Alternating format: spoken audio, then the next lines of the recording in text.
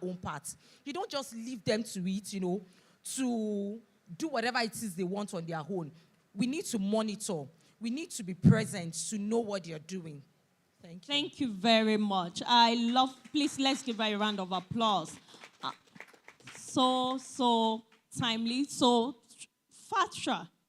She has said it that you can't leave the children to gadgets on their own without monitoring them, without ensuring that you certify everything that they're watching and all that is going on. So, Mrs. Afolalu, sorry. So, still on the technology thing, at what age do you think is appropriate for a child to even get tablets? I know she mentioned that they already got a tablet for, how old is your child? As at the time you got the tablet? 1+. Wow. Okay, so some of you might not know, I'm a teacher. So in education, is actually, we preach against it. So it's something we fight against, that parents shouldn't get children tablets too early in life, like at tender ages. Because number one, if you're not monitoring, so then you have to portion the time they spend on the screen. So screen time, because like what you said, everything affects them psychologically, every area of their lives. So please tell us, at what age do you think is appropriate? And at what age did you get your children tablets or phone? Do they have phones? No phones yet. All right. So I can tell you that a child that just came out of the womb is trying to look at what you're doing on your phone. In those days, they tell you they're focused. We really cannot do anything about it. It's here to stay. So the best bet is to look at how to make it work, and work for us and for them too. Of course, it's not good for the eyesight. Even those now that have to work with laptops, they'll protect their eyes and all of that. And that's when we don't have a choice. So when you expose them from that age, of course, you have the health issues. You have the mental issues also, the concentration issues and all of that. But you cannot stop them from using it. If you don't allow your children use at home, under your supervision, they will have access when they go out. You can't stop it. So it is best for you to have it under control, set rules, make sure you're on the same page, and then run that way. Technology is very, very useful. I have someone in grade 5 and one in grade 3. At this stage, those school projects and stuff, they do it themselves.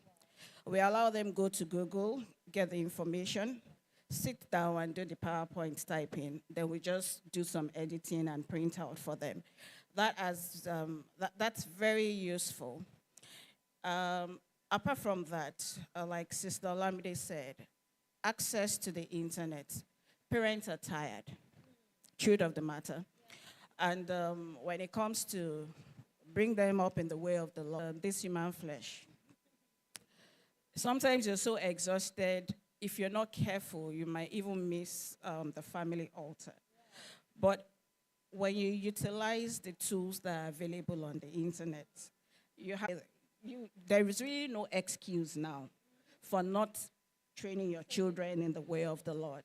So that internet that you have access to, let this useful for education. It is used, but not all for fun. And I noticed something when we talk about technology. Many of us think in terms of tablets, phones, even the television. About, I think it was a week ago, we were all in the living room. To a certain extent, I tried to, because these cartoons now, surprised what they insert into it. So I told them, like, you're on midterm, you can't wake up in the morning and start playing and think you'll play 24/7. And, with the public holidays and all of that. So let's go to Mindset. Mindset is a learning channel. You won't believe that on the so-called Mindset, then the teacher started, like that. It was making sense. All of a sudden, it changed. And the next, each of us has so there is no boy or girl. That was the next thing. All the person was saying was like, there is no boy or girl, so the teacher does not refer to anyone as boy or girl. You're allowed, you know how it flows. We need to be very sensitive and present. Not just regulating time, but actually being a part of what they listen. This is TV. Say, oh, it's mathematics and science and all of that. Fortunately, and I think maybe my brain peaked, my husband's brain also peaked. I was like, change that channel.